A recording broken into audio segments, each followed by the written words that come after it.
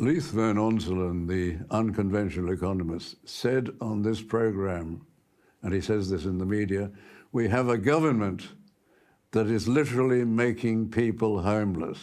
That's an extraordinary proposition. A government which is making people homeless. And Leith Van Onselen is right. This is what's happening. Increasing homelessness is the worst consequence of the Albanese government's out-of-control immigration policy. There's no known benefit from this. It seems that the Albanese government and governments across the left from across the world have decided as policy to swamp their countries with enormous numbers of immigrants. These include immigrants, and there are many immigrants who are very good for a country, but these include immigrants who have no intention of integrating with the local population, and worse, they have included at times some who come with their ancient hatreds, which they continue to push and fight for in their new country. Governments can do enormous damage with such policies. Blair did this in the United Kingdom. They're still trying to get over those problems, and Biden is presently doing this in the United States. Albanese's dispensation from sensible immigration policy is no accident.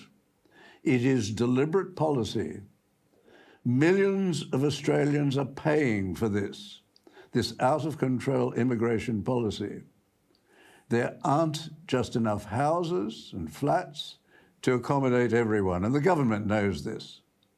Rents have skyrocketed, and for far too many Australians, it seems the old Australian dream of buying a family home will never be more than that, just a dream. When the government was criticised last year for bringing into Australia the equivalent of Canberra's population around every 8 months, note that, Canberra's population, the equivalent of Canberra's population every 8 months. The government, whose leader, Mr. Albanese, says, my word is my bond, promised that the number of arrivals would this year be reduced to almost half, 375,000. Not exactly half, but around about it. And that there would be a significantly lower target in future years. Yet we've just got in the official statistics for January. For January, there were 125,000 permanent and long-term arrivals, just in January, the highest ever recorded. The fact is that this is far too much, and if this continues for the rest of the year, there'll be even more than last year. There are terrible consequences of this policy. Here are just 4. The first is, and it comes from the fact that we are unique, as Leith Van Onselen says, we're unique among comparable countries in that our principal source of income is the sale of our mineral wealth. The politicians long ago decided it would be very sensible if we got rid of most of our manufacturing and let it go to China. So we lost all our manufacturing. The politicians, especially Labor and the Greens, seem to hate our farmers. They're determined to get rid of as much farming as they possibly can. And when the politicians actually allow mining to go ahead, and Albanese and Plibersek have plans to slow that down even further. That's going through at the present time. There are secret briefings. You have to sign a paper promising not to reveal what you're being told. There are briefings which will change the laws in relation to mining. And the Mining Council is completely upset about this. The fact is that the result will be that the minimum processing which is currently allowed, you see, when they mine minerals, the processing is minimal so that we have to sell the minerals at the cheapest price instead of getting a better price through some processing. It's done mainly by foreign corporations who are taxed not the highest rates, and for which there is absolutely no protection for domestic users. I refer in particular to gas. There is one exception for the protection of domestic users, and that was brought in by a courageous Premier in Western Australia, a Labor Premier, incidentally, Alan Carpenter. Alan Carpenter is a standout among politicians. What he did was, when he was dealing with the mainly foreign corporations who wanted to develop gas in Western Australia, he said there has to be a domestic reservation. That is, a proportion, and he proposed 15%. 15% of the output be reserved for the domestic market. Now that has the great advantage that if you reserve 15% for the domestic market, it's then sold on the domestic market at lower prices. You don't have to pay international prices, or even worse, for your own gas. But that only applies in Western Australia because they had a very intelligent and courageous Premier. Note that he was a Labor Premier, Alan Carpenter. Those on the East Coast are forced to pay top prices for Australian gas. And Australian gas is probably the best support. If you're going to have renewables which don't provide electricity when the sun doesn't shine and the wind doesn't blow, and it's very useful to have gas as the backup for this because gas can be turned on quickly. And we don't have a reservation policy for this, and we find that we have to pay top prices for our own Australian gas because of our very bright politicians.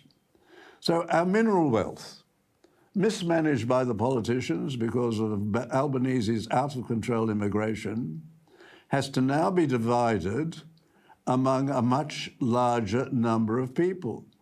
And the result is each Australian becomes poorer. The second consequence is a result, again, of this policy, and it's also a result of Labor's no dams policies.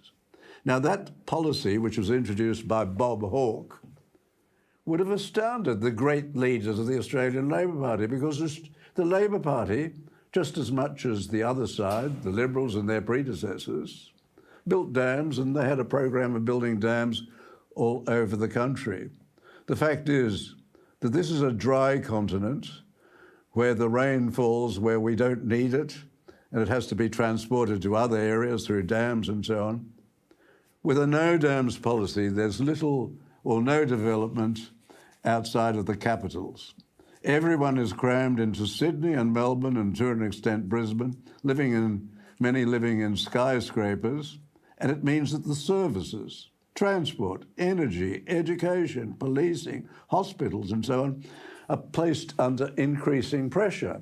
If you ever have to go to hospital, you'll find that you don't only wait in the emergency service, you sometimes have to wait in the ambulances as they're waiting behind to get into the hospitals. Unfortunately, the premiers, and especially the New South Wales Premier, Chris Minns, don't stand up to Canberra about immigration.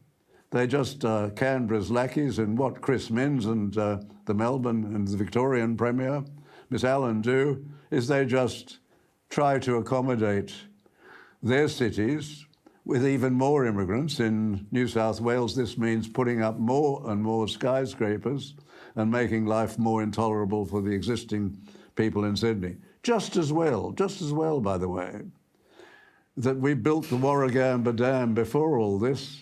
Otherwise, we would be very short of water in Sydney.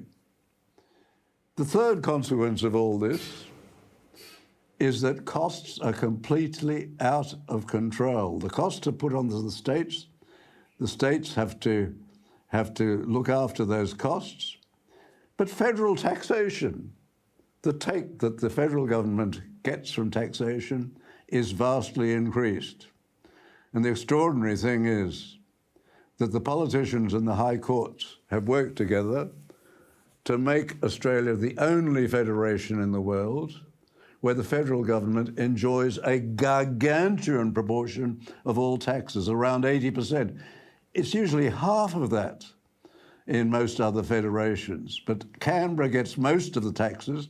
They give back about half of this in grants to the states, but this allows Canberra to then intervene in policy areas intended to be the sole preserve of the states. And this removes that important tool, which is good policy in a federation, competitive federation, allowing us to see that one state is doing much better than the others, and that's the state to follow. What we have in Australia is a situation where the policy is the same in all states because the federal government controls this. The people never agreed to this, by the way. It was a conspiracy, effectively, between the politicians and the judges. This hasn't led to better policies. Take education, for example. Education, despite a massive increase in school funding, has been accompanied by a disastrous fall in results compared with other countries.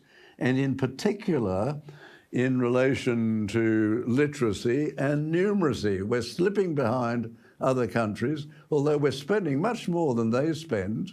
It's all being run from Canberra instead of being run from the States. There's a fourth conference, and this is that bringing in more people increases the funds controlled by superannuation, the superannuation industry. The superannuation industry has been captured by the Labor Party. You'll find that the various superannuation funds are usually run by retired Labor politicians. Their tentacles increasingly extend into big business, and this reduces the likelihood that we should have a legislation in Australia similar to that in other countries. We don't have the legislation to control gouging and other reprehensible practices by monopolists.